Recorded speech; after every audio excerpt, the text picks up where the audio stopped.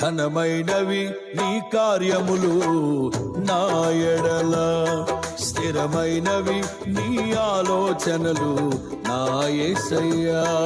ఘనమైనవి నీ కార్యములు నా ఎడల, స్థిరమైనవి నీ ఆలోచనలు నా యేసయ్యా.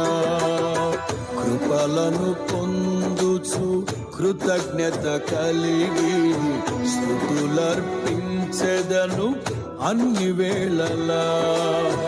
కృపలను పొందుచు కృతజ్ఞత కలిగి స్తుతులర్పించెదను అన్ని వేళలా.